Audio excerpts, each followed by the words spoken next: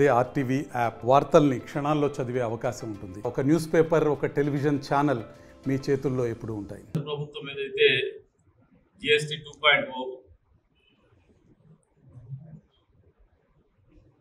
ప్రజల జీవితాల్లో ఒక పెనుమార్పులు తీసుకురాబోతుంది. It's a game changer. గతంలో 4 స్లాబ్లు ఉండేవి, 2 స్లాబ్ల విధానానికి వస్తుంది. మీరు ఈరోజు పేపర్ చూసిన నేను రాగానే మెయిన్ పేపర్లో మామూలుగా దసరాకు దీపావళికి ఎలక్ట్రానిక్ కంపెనీలు ఎల్జీ కానీ, శాంసంగ్ కానీ, టీవీ కంపెనీలు, రెఫ్రిజిరేటర్ కంపెనీలు, అదే రకంగా ఎలక్ట్రానిక్ షాప్స్ అడ్వర్టైజ్మెంట్స్ ఎప్పుడు కూడా మా దగ్గర తక్కువ ధర అని చెప్పేసి ఫెస్టివల్ ప్రైజ్ అని ఒకటి పెడతారు. సార్ అట్లా పెట్టలా. Old GST, new GST slab పెడతాం. That is a change. దాదాపు 8,000 కోట్ల రూపాయలు రాష్ట్ర ప్రభుత్వానికి ఆదాయానికి గండిపడే పరిస్థితి ఉన్నా కూడా రాష్ట్రంలో ఉన్నటువంటి కూటమి ప్రభుత్వం ఈ GST 2.0ని ఆహ్వానిస్తారు. ఎందుకంటే ప్రజల కొనుగోలు శక్తి పెరగాలని ఆలోచన, ప్రజలకు 4 రూపాయలు డబ్బులు మిగిలిలా, తద్వారా వాళ్ళు ఆర్థికంగా పరిపుష్టి సాధిస్తారనే ఆలోచన. ఈ రోజున మళ్ళీ ఒకటి ఏదైతే పవర్ సెక్టర్లో రిఫార్మ్స్ తీసుకొచ్చినటువంటి పరిస్థితుల్లో పవర్ టారిఫ్ తగ్గిస్తామని పవర్ మినిస్టర్ కూడా కొట్టిపాటి రవి ప్రెస్ మీట్ పెట్టి మరి తెలియజెప్పడం జరిగింది. దాదాపు 1,000 కోట్ల రూపాయలు దీంతో ఆదా అవుతుంది రాష్ట్రానికి. రాష్ట్ర ప్రజల మీద భారం తగ్గుతుంది 1,000 కోట్లు. గత పాలకులు కరోనా టైంలో అసలు కళ్ళకు కనపడకుండా వైరస్ సంచరిస్తా అంటే అసలు వీళ్ళకి బిల్లు ముట్టుకునే వరకు షాక్ కూడా కొట్టకుండా ఒకటేసారి రేట్లు పెంచి బిల్లు చేతిలో పెట్టేటువంటి జగన్మోహన్ రెడ్డి ప్రభుత్వం.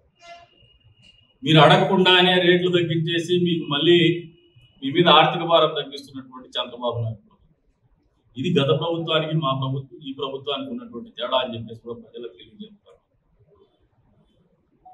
మొన్న రోజున హౌస్ లో బాలకృష్ణ గారు కూడా మాట్లాడిండేది, బహుశా ఆయన భావము సరైంది.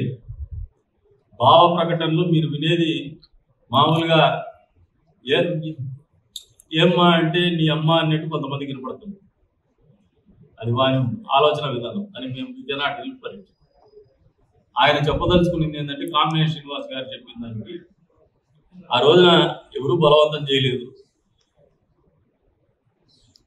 ఎవరు కూడా దానికేమి బలవంతం చేసి పిలవలేదు అనే మాట తెలియజెప్పదలుచు. అంతేగాని ఆయన ఎవరిని కించపరిచి మాట్లాడే ఉద్దేశం ఆయన లేదా. ఒక గ్లాసులో మందు ఇంకా మాట్లాడుతున్నారు వగైరాలు. అది మీ విజ్ఞతకు వదిలేస్తాను. మీ ఆలోచన విధానం అంతే. మీరు ఇన్ని మంచి పనులు చేసే ప్రభుత్వాన్ని నేరుగా విమర్శించలేకపోతున్నారు. ఈ ప్రభుత్వం పనిచేయలేదని, ఈ ప్రభుత్వం ప్రజలకు మంచి చేయడం లేదని చెప్పలేకపోతున్నారు, ఈ ప్రభుత్వం సంక్షేమం అమలు చేయడం లేదని చెప్పలేకపోతున్నారు, ఈ సంక్షేమము అభివృద్ధి చేయలేదని చెప్పలేకపోతున్నారు. మీరు చేయగలిగిందల్లా కుటిలయత్నాలు, కుంటి సాకులు, అడ్డగోలు వ్యవహారాలు. ఇంతేగాని సరైనటువంటి నిర్మాణాత్మకమైనటువంటి పాత్ర పోషించేటువంటి పరిస్థితులు మీకు లేవు. ప్రతిపక్ష పాత్ర గురించి కోర్టుకు పోతారు.